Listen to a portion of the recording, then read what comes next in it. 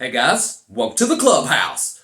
I'm Billy Jackson, and today's review is gonna be on Tron Ares. Okay, now I love the Tron series. I love the original. To me, it still holds up. I know the graphics are a little wonky to today's standards, but back in the day, it was revolutionary, and I'll never forget seeing it in the theater and just being amazed. And it was kind of a standalone, feature for a longest time. Then 30 years later, they had Tron Legacy. And I know I'm in the minority on this, but I loved Tron Legacy. It has some moments where the story kind of lulls, but it picks right back up. I loved how it ended, and I couldn't wait for another movie because there were some big questions I wanted answered in this third movie. Then the reviews started coming out, and people were kind of mixed on this thing, but they all agreed on one thing, or two things, that the visuals were phenomenal and the soundtrack was bumping. And were they right? Yes! They were right on those 2 points. I will give them that. The consensus is, guys, the verdict is out. This movie is visually stunning. And the soundtrack is phenomenal. It was like watching a big music video for 2 hours, and I was here for it. I loved the music with the visual, stimulation that I was getting in this movie. But there was one thing wrong with this movie, and that's too bad, and that is that the story was totally lacking. I mean, I felt myself, kind of sitting there going, okay, come on, let's get to it. And it just never got to it. And that's really disappointing. Even though I enjoyed the movie, it's not the greatest of the Tron movies. I think that Tron Legacy is better than this movie. But it's still a great movie to go and watch and throw popcorn in your face. If you don't care about some wonking acting from some of the actors, you can get through this movie. I'm telling you.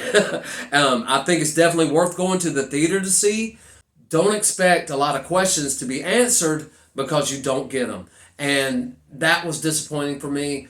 The fact that the movie is a Tron movie, and Tron, if you haven't seen the previous films, Tron is a character in the movie, named Tron, controlled by Alan, a user.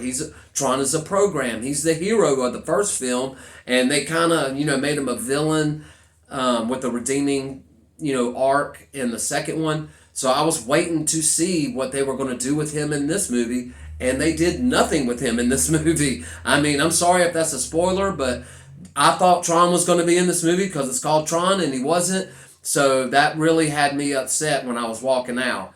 Even though I like this movie, guys, and I think you will too, I definitely say go to the theater and see it so you can see it on the big screen, and just grab some popcorn. So don't think that you're going to get a lot of story in this. The story's very basic. They're trying to find, a code to bring, characters from the computer world into this world, which they can do at the beginning of this movie. It's no surprise that they're bringing them into this world, but they can only keep them around for like 29 minutes, and they're looking for this code that can keep them around, permanently. It's actually called the permacode. And it's found by bringing the bad actress for this movie. Eve Kim is her character name. And every time she was on screen, it really took me out of the movie because her acting was terrible. I'm sorry to say it. I hate it. But that's one of the bad things about this movie is her acting skills. And she's the main character. She's the one that has the code to bring all the computer programs from the computer world into this world and keep them here permanently. And they're all after her for this code that she has.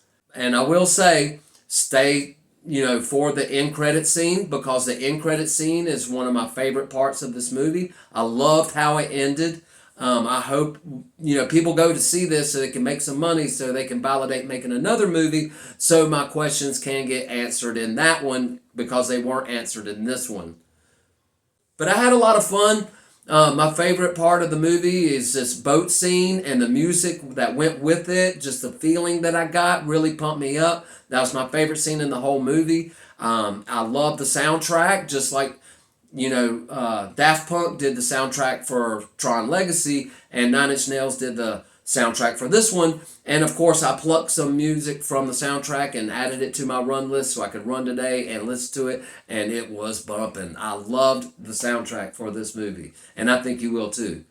And I think you'll enjoy it at the big screen. So give it a shot, guys. You know, just because the story isn't that great, it's worth watching on a big screen. I will say that.